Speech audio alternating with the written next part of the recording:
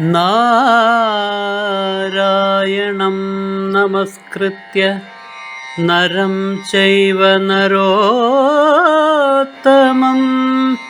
ദേവീം സരസ്വതീം വ്യാസം തതോ ജയമുദീരയേ. അർത്ഥശാസ്ത്രമിദം പുണ്യം ധർമ്മശാസ്ത്രമിദം പരം മോക്ഷശാസ്ത്രമിദം പ്രോക്തം വ്യാസേനാമിതബുദ്ധിനാ.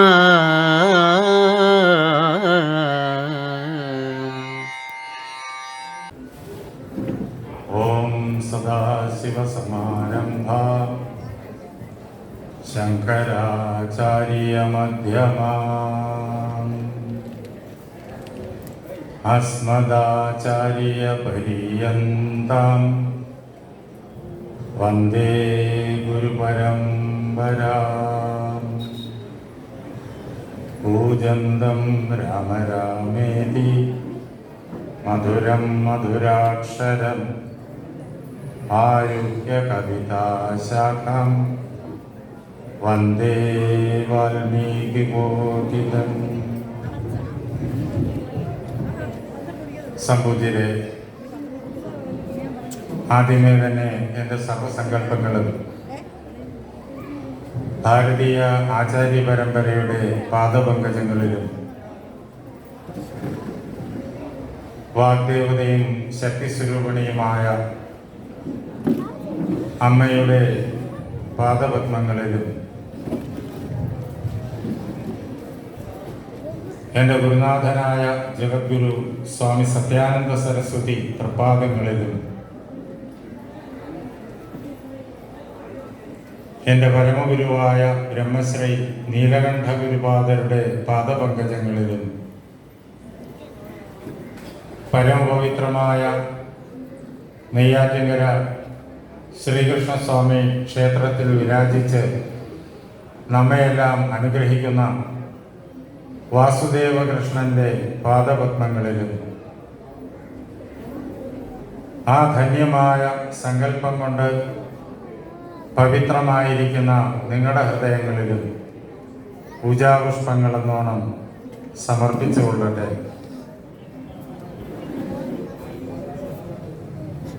നെയ്യാറ്റിൻകര ശ്രീകൃഷ്ണസ്വാമി ക്ഷേത്രത്തിൽ ഈ കഴിഞ്ഞ 3-ാം തീയതി മുതൽ തിരുവുത്സവം ആരംഭിച്ചു. അന്ന് തന്നെ ശ്രീമദ് ഭഗവത്ഗീതയുടെ മഹായജ്ഞവും ആരംഭിച്ചു.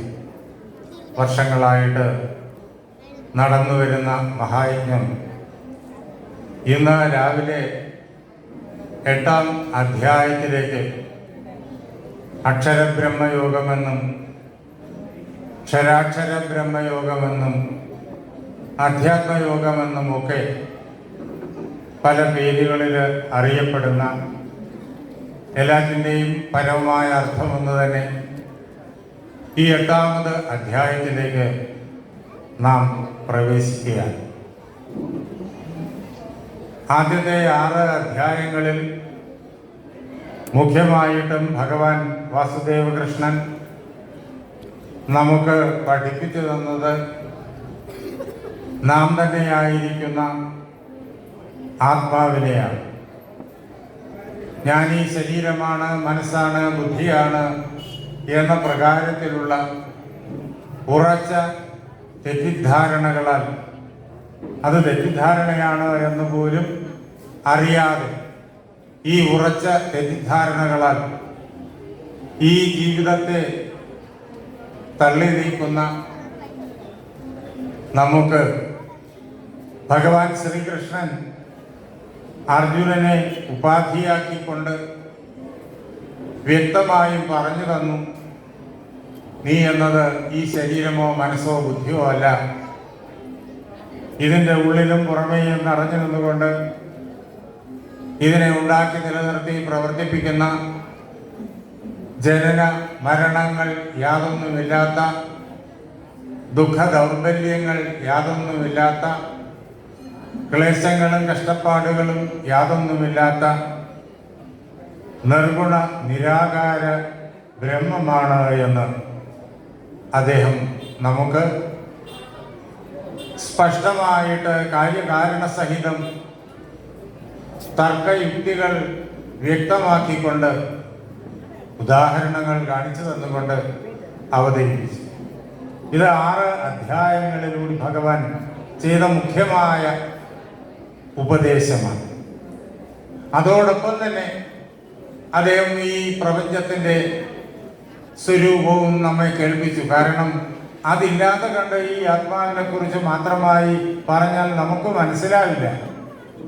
അതുകൊണ്ട് നാം ഈ പ്രപഞ്ചത്തിൻ്റെ പൂർണ്ണ വിശ്വാസവുമായിട്ട് നടക്കുന്നവരാണ്. അതുകൊണ്ട് ആത്മാവിനെ പഠിപ്പിച്ചു തരാൻ വേണ്ടിയിട്ട് പ്രപഞ്ചത്തെക്കുറിച്ചും അദ്ദേഹം അവിടെ അമുഖ്യമായി പറയുന്നുണ്ട് എന്ന് മാത്രമല്ല, ഈ ആത്മാവ്, നാം തന്നെയായിരിക്കുന്ന ഈ ആത്മാവ് പരമാത്മാവ് തന്നെയാണ്. അതിനെക്കുറിച്ചും അദ്ദേഹം അവിടെ പറയുന്നുണ്ട്. പരമാത്മാവിനെ വിട്ടിട്ട് ഈ ജീവാത്മാവിനെ കുറിച്ചൊന്നും പറയാനാവില്ല. അതുകൊണ്ട് അത് രണ്ടും അതിനകത്ത് കടന്നു വരുന്നുണ്ട്. എങ്കിലും അദ്ദേഹത്തിൻ്റെ മുഖ്യമായ ലക്ഷ്യം നമ്മുടെ ഉള്ളിലെ ഞാൻ ശരീരമാണ്, മനസ്സാണ്, ബുദ്ധിയാണ് തുടങ്ങിയ തെറ്റിദ്ധാരണകളെ സമ്പൂർണമായും അകറ്റിയിട്ട് ഞാൻ ആത്മാവാണ് എന്നുള്ള ഉറച്ചതായ ബോധം ഹൃദയത്തിൽ ഉളവാക്കുകയാണ്. അത് അദ്ദേഹം 6 അധ്യായങ്ങൾ കൊണ്ട് ചെയ്തു എന്ന് മാത്രമല്ല, 6ാമത് അധ്യായത്തിൽ ആ ആത്മാവിനെ അനുഭവിച്ചറിയാൻ വേണ്ടിയിട്ട് നമുക്ക് ധ്യാനയോഗവും അദ്ദേഹം പഠിപ്പിച്ചത്. ഞാൻ ആത്മാവാണ് എന്നുള്ളതായ പ്രത്യക്ഷമായ അനുഭവത്തിന് സാഖ്യ ദർശനം എന്ന് പറയും, സാഖ്യ ബുദ്ധി എന്ന് പറയും. 2ാം അധ്യായം തൊട്ടത് വിശദമായിട്ട് തുടങ്ങുന്നു. ആ സാഖ്യബുദ്ധിയാണ് പരമം. എങ്കിലും നാം അതിൽ നിന്നിട്ട് വളരെ അകലെയാണ്. ഈ അകലങ്ങളിൽ നിന്ന് അവിടെ എത്തിച്ചേരാൻ വേണ്ടിയിട്ട് അദ്ദേഹം യോഗബുദ്ധിയും ജീവാത്മാ ഐക്യത്തെ, ബ്രഹ്മത്തിൻ്റെയും ജീവാത്മാവിൻ്റെയും ഐക്യത്തെ നമുക്ക് പ്രത്യക്ഷമായി അനുഭവിച്ചു തരാൻ വേണ്ടുന്ന സാധനാ പദ്ധതികൾ, അതാണ് യോഗബുദ്ധി. അതിനെയും അദ്ദേഹം 2ാം അധ്യായം തൊട്ട് വിശദമാക്കുന്നു. ഇത് രണ്ടും തന്നെയാണ് ഈ ഭഗവത്ഗീതയുടെ 18 അധ്യായങ്ങളുടെയും മുഖ്യ വിഷയം. അങ്ങനെ ധ്യാനയോഗം വരെ കൊണ്ടെത്തിച്ച് ധ്യാനത്തിലൂടിയിട്ട് നേരത്തെ നാം ഭഗവാനിൽ നിന്നിട്ട് വാക്കുകൾ കൊണ്ട് കേട്ടറിഞ്ഞിരിക്കുന്നതായ ആ ജീവാത്മ ജ്ഞാനത്തെ പ്രത്യക്ഷമായി അനുഭവിക്കാൻ വേണ്ടുന്ന എല്ലാ സാഹചര്യങ്ങളും അദ്ദേഹം ഒരുക്കി തന്നു. ഇനി നമ്മെ ഇതിനും അപ്പുറത്തേക്ക് കൊണ്ടുപോകണം. നമ്മുടെ ഉള്ളിലിരിക്കുന്നതായ ആത്മാവിനെ നാം കണ്ടറിഞ്ഞു കഴിഞ്ഞാൽ തുടർന്ന് അതിനപ്പുറത്തേക്ക് ചാടാനാകും. അപ്പുറം തെളിഞ്ഞു കിട്ടും. നമ്മുടെ ഉള്ളിലിരിക്കുന്ന ജീവാത്മാവ് എന്ന് നാം ഇപ്പോൾ ഈ അവസ്ഥയിൽ പറയുന്ന ആ ബ്രഹ്മവസ്തു തന്നെയാണ് സമസ്ത ചരാചരങ്ങളുടെയും ഉള്ളിലിരിക്കുന്നത്, സമസ്ത ചരാചരങ്ങളുടെയും പുറമേയും ഇരിക്കുന്നത്, ചരാചരമയമായിരിക്കുന്ന ഈ ബ്രഹ്മാണ്ടങ്ങൾക്കും അനന്തകോടി ബ്രഹ്മാണ്ടങ്ങൾക്കും അപ്പുറത്തേക്ക് വ്യാപിച്ചു നിൽക്കുന്നത്. എത്രമാത്രം വ്യാപിച്ചു നിൽക്കുന്നു എന്ന് നമുക്ക് പറയാനാവില്ല. എന്തുകൊണ്ടെന്നാൽ അവിടെ ദേശമില്ല, അവിടെ കാലമില്ല. ആ കാരണങ്ങളാൽ എത്ര വ്യാപിച്ചു നിൽക്കുന്നു എന്ന് പറയാനാവില്ല. അങ്ങനെയുള്ള മഹത്തിലും മഹത്തായിരിക്കുന്ന ഈ ലോകത്തിൽ വച്ച് ഏറ്റവും വലുതായിട്ട് നമുക്ക് നമ്മുടെ ബുദ്ധി കൊണ്ട് കൽപ്പിക്കാൻ കഴിയുന്നത് അനന്തകോടി ബ്രഹ്മാണ്ടങ്ങളെ തന്നെ. അതിനേക്കാളും മഹത്തായിരിക്കുന്ന വലുതായിരിക്കുന്ന ഈ അനന്തകോടി ബ്രഹ്മാണ്ടങ്ങളെ ഒരു കടുകുമണിയോളം തൻ്റെ ഉള്ളിൽ വഹിക്കുന്ന ആ അനാദി അനന്തമായിരിക്കുന്ന നിർഗുണ നിരാകാര ബ്രഹ്മത്തെ നമുക്ക് പ്രത്യക്ഷമായി കാണിച്ചു തരികയാണ് ഈ 7-ാം അധ്യായം മുതൽ അങ്ങോട്ടുള്ള 6 അധ്യായങ്ങളിലായി. അങ്ങനെ നമുക്ക് ബ്രഹ്മസ്വരൂപത്തെ അദ്ദേഹം നേരിട്ട് കാണിച്ചു തരുന്നു. ആ ബ്രഹ്മസ്വരൂപത്തെ കാണിച്ചു തരുമ്പോഴും ജഗത്തിനെ കുറിച്ച് പറയുന്നുണ്ട്. ജഗത്തിനെ കുറിച്ച് പറയാതെ ബ്രഹ്മസ്വരൂപത്തെ കുറിച്ച് പറയാനാവില്ല. കാരണം ആ പരമാത്മാവിലാണ് ഈ ജഗത്ത് ഉണ്ടായി നിലനിൽക്കുന്നത്. അതുകൊണ്ട് ജഗത്തിനെ കുറിച്ച് പറയുന്നുണ്ട്. നമ്മുടെ അറിവ് ആ ജഗത്തിന്റെ മണ്ഡലത്തിൽ ഒരറ്റത്ത് ഒതുങ്ങി നിൽക്കുന്നു. അവിടെ വന്നിട്ട് നമ്മെ ഈ ജഗത്തിനെയും അതിലംഘിച്ച് പൂർണ്ണ ബ്രഹ്മ ഐക്യ അനുഭവം വരെ കൊണ്ടെത്തിക്കണം. അതുകൊണ്ട് അദ്ദേഹം ജഗത്തിനെ കുറിച്ചും പറയുന്നുണ്ട്.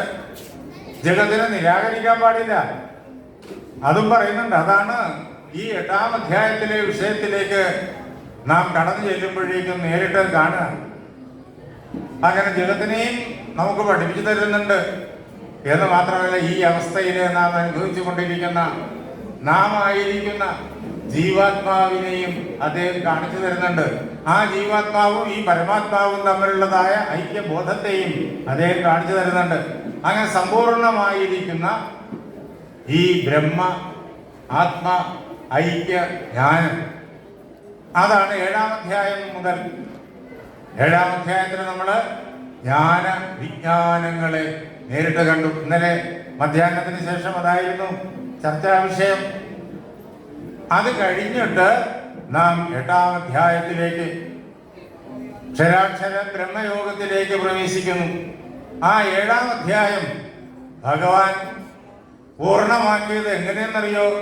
സാധിഭൂത അധിദൈവം മാം സാധിയജ്ഞം ചയേവിദു പ്രയാണകാലേപിച്ച മാം തേ വിദുർ യുക്തചേതസഃ എന്നാണ്. ആരാണോ എന്നെ ഇങ്ങനെ അറിയുന്നത്, ഏതിനോടൊപ്പം? സ അധിഭൂതം, അധിഭൂതത്തോടൊപ്പം അറിയുന്നത്. അധിഭൂതം, ഈ പ്രപഞ്ചത്തിൽ കാണുന്ന സമസ്ത ഭൗതിക പദാർത്ഥങ്ങളും, അതാണ് അധിഭൂതം. ഇതൊന്നും എന്നിൽ നിന്ന് വേറെയല്ല. ഇതെല്ലാം ഉണ്ടാകുന്നത് എന്നിലാണ്, ഇതെല്ലാം നിലനിൽക്കുന്നത് എന്നിലാണ്, ഇതെല്ലാം വിലയം പ്രാപിക്കുന്നതും എന്നിലാണ്. അതുകൊണ്ട് എന്നെ അറിയാൻ വേണ്ടിയിട്ട് ഇതിനെയെല്ലാം നിന്ദിച്ച് മനസ്സിൽ നിന്ന് നിഷ്കാസനം ചെയ്യുകയല്ല വേണ്ടത്. ഇത് ഭംഗിയായി മനസ്സിലാക്കണം. എന്നോടൊപ്പം എന്നെ അധിഭൂതമായിട്ടും കാണണം. അതാണ് അധിഭൂതമായി. പിന്നെയോ സ അധിയജ്ഞം, അധിയജ്ഞമായി, യജ്ഞത്താൽ വിവിധങ്ങളായ യജ്ഞകർമ്മങ്ങളാൽ അന്വേഷിച്ച് അറിയപ്പെടേണ്ടവനായി എന്നെ അറിയണം. ഞാൻ നിന്റെ ഉള്ളിലിരിക്കുന്നു. അതാണ് ഭഗവാൻ നമ്മോട് പറയണേ. ഞാൻ നിന്റെ ഉള്ളിലിരിക്കുന്നു. അങ്ങനെ ഇരിക്കുന്ന എന്നെ വിവിധങ്ങളായ കർമ്മങ്ങളിലൂടിയിട്ട് നീ അന്വേഷിച്ച് കണ്ടെത്തണം. അങ്ങനെ എന്നെ അധിയജ്ഞമായി, ആരാണോ അധിഭൂതമായും അധിയജ്ഞമായും അധിദൈവമായും ആരാണോ അറിയുന്നത്, അധിദൈവമായിട്ടും നീ എന്നെ അറിയണം.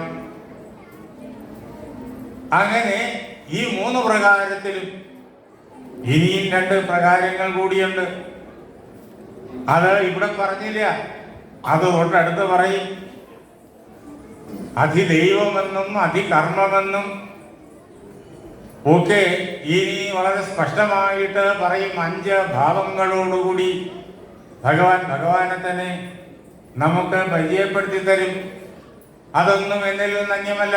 അതോടുകൂടി നീ എന്നെ അറിയണം. ആരാണോ അതിഭൂതമായി അധിയജ്ഞമായി അധ്യാത്മമായി എന്നെ അറിയുന്നത്, അവര് അതറിയുന്നത് പ്രയാണകാലത്തിലായാലും ശരി. ഈ ശരീരത്തിന് ഒരു പ്രത്യേക കാലഘട്ടമുണ്ട് ജീവനോട് കൂടിയിട്ട് ഈ ലോകത്തെ കുടികൊള്ളാൻ. ആ കാലം കഴിയുമ്പോഴേക്കും ജീവൻ ശരീരത്തെ വിട്ടു പോയേ പറ്റൂ. അതാണ് പ്രയാണകാലം. ജീവൻ ശരീരത്തെ വിട്ടു പോകുന്നതായ സന്ദർഭം. അപ്പോഴെങ്കിലും അറിഞ്ഞാൽ മതി. ഇങ്ങനെ ബാല്യത്തിലേ തന്നെ ഇങ്ങനെ അറിഞ്ഞു കൊള്ളണം എന്നില്ല. അറിഞ്ഞാൽ നന്ന്. എന്താ നന്നാകുന്നേ? എന്തുകൊണ്ടെന്നാൽ എന്നെ അറിഞ്ഞു കഴിഞ്ഞാൽ എൻ്റെ ആനന്ദസ്വരൂപം അവർക്ക് നേരിട്ടുള്ള അനുഭവമായി മാറും. എൻ്റെ ജ്ഞാനസ്വരൂപം അനുഭവവേദ്യമായി മാറും. എപ്പോഴറിയുന്നു? അത് മുതൽ. ബാല്യം തൊട്ടറിഞ്ഞു കഴിഞ്ഞാലോ അത് മുതൽ ജ്ഞാന ആനന്ദ ഘനമാണ് ഞാനെന്ന് ആ വ്യക്തി അറിയും. സാധാരണ എല്ലാ മനുഷ്യരും നമ്മളെല്ലാവരും വിവിധങ്ങളായ ദുഃഖങ്ങളുടെ നടുവിലാണ്. അപ്പോൾ ഈ ദുഃഖങ്ങൾ എന്നെ പല പ്രകാരത്തില് വ്യസനിപ്പിക്കുന്നു എന്ന ക്ലേശ ചിന്തകളോടൊപ്പമാണ് സഞ്ചരിക്കുക. പക്ഷെ എപ്പോഴാണോ നമ്മുടെ ഈ ജീവിത കാലഘട്ടത്തിനിടയ്ക്ക് നമ്മുടെ സാധനങ്ങളാലും ഭഗവാന്റെ അനുഗ്രഹത്താലും ഗുരുനാഥന്റെ അനുഗ്രഹത്താലും ഞാൻ ഈ ശരീര മനോബുദ്ധികളെല്ലാം ആത്മാവ് തന്നെയാണ് എന്ന് അതിഭൂതമായും അതിദൈവമായും ഒക്കെ ചേർത്ത് അറിയുന്നത്, ആ നിമിഷം മുതൽ സകല ദുഃഖങ്ങളും അസ്തമിച്ചു. ഇരുട്ട് ഉള്ളപ്പോഴാണ് ഭയം, അപ്പോഴാണ് ഒന്നിനെയും കാണാൻ കഴിയാതെ വരുന്നത്. ചിലപ്പോൾ ഭൂതപ്രേതാദികളെ കുറിച്ചുള്ള ഭയവും മനസ്സിൽ അങ്കുരിച്ചു എന്ന് വരാം. ഇരുട്ട് മാറിക്കഴിഞ്ഞാലോ ഭയം തീർന്നു. ഈ ഇരുട്ട് ലോകത്തിന്റെ യാഥാർത്ഥ്യം, നമ്മുടെ യാഥാർത്ഥ്യം തിരിച്ചറിയാൻ കഴിയാത്ത വിധത്തില് നമ്മുടെ ഉള്ളിൽ നിറഞ്ഞു നിൽക്കുന്ന അജ്ഞാനത്തിന്റെ ഇരുട്ട്, അത് നീങ്ങിക്കഴിഞ്ഞാലോ, അത് നീങ്ങിക്കഴിഞ്ഞാൽ ജ്ഞാനം പൂർണ്ണതയിൽ പ്രകാശിക്കും. ജ്ഞാന ആനന്ദങ്ങൾ നിറഞ്ഞു നിൽക്കുമ്പോഴേക്കും പിന്നെ പരിഭ്രമങ്ങളില്ല, പിന്നെ ദുഃഖങ്ങളില്ല, പിന്നെ ദൈന്യങ്ങളില്ല, ദൗർബല്യങ്ങളില്ല. ഈ ജീവിതം ആനന്ദം ആനന്ദം ആനന്ദമായി തീരും.